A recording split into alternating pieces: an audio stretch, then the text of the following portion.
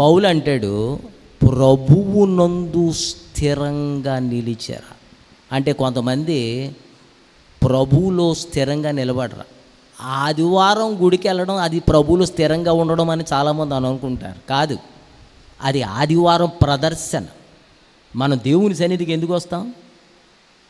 మనల్ని మనం ప్రదర్శించుకోవడానికి కాదు, మన టాలెంట్లు ప్రదర్శించుకోవడానికి కాదు, మన లుక్కులు ఎలా ఉన్నాయో చూపించుకోవడానికి కాదు, మనము ఎంత శ్రీమంతులమో చూపించుకోవడానికి, లేకపోతే మేధావులమో చూపించుకోవడానికి, ధనవంతులమో చూపించుకోవడానికి, లేకపోతే మన బల ప్రదర్శన, కుల ప్రదర్శన, లేకపోతే మన యొక్క అంగ ప్రదర్శన, లేకపోతే మన యొక్క బల ప్రదర్శన, మన సిక్స్ ప్యాక్లు చూపించుకోవడానికి కాదు.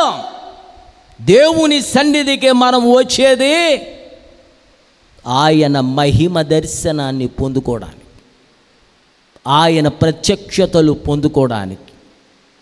దేవుని మందిరానికి నేను రావడానికి కారణం ఏంటని ఎప్పుడైనా ఆలోచించుకున్నావా? What is the reason that I have come to the house of God?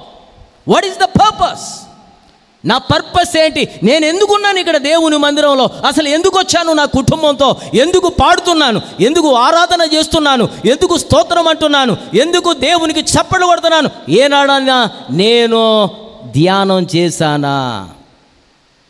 ఆదివారం ఒక రోజు 2 గంటలకు దేవుని మందిరంలో కనపడితే మనం దేవుళ్ళు స్థిరంగా ఉన్నట్ట? కానే కాదు. స్థిరత్వం doesn't mean showing up in the presence of God. Showing up in the presence of God doesn't mean anything. దేవుని సన్నిధిలో కనపడడం పెద్ద గొప్ప అని అనుకుంటాం. గొప్ప ఏం కాదు. ఎందుకు పిలవ పెట్టుకుంటే దెయ్యం కూడా ఒకరోజు దేవుని సన్నిధికి వెళ్ళాడు. దెయ్యాలు కూడా వస్తాయి దేవుని సన్నిధికి. దేవుని కుమారులందరూ దేవుని సన్నిధిలో, ఆయన సన్నిధిని అనుభవిస్తూ దేవుని సన్నిధిలో ఉంటే ఎవడెళ్ళాడంట అక్కడికి? చెప్పండి, ఎవడెళ్ళాడంట? సాతానుగాడు కూడా వెళ్ళాడు. మన బైబిల్ అట్టుకుని దేవుని గుడికి వచ్చేసినంత మాత్రాన మనం పరిశుద్ధులు అనుకోవడానికి లేదు. ఎందుకంటే మనతో పాటు దేవుడికి అన్వాంటెడ్ క్యాండిడేట్స్ కూడా వస్తారు.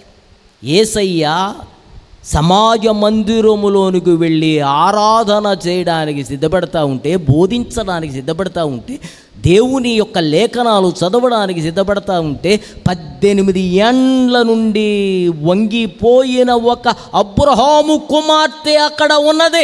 ఆమె మాత్రమే కాదు, ఆమె నడుమును వంచిన అపవిత్రాత్మ కూడా ఆమెతోటే ఉంది.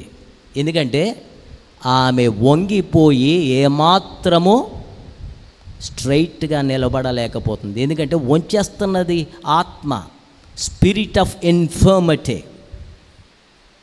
వంచే ఆత్మ, వంచే ఆత్మ, నీ మనస్సును వంచే ఆత్మ, నీ నడుమును వంచే ఆత్మ, నీ ఆలోచనను వంచే ఆత్మ, నీ ప్రవర్తనను వంచే ఆత్మ, నీ ఘటమును చెడగొట్టే ఆత్మ ఒకటి ఉంది.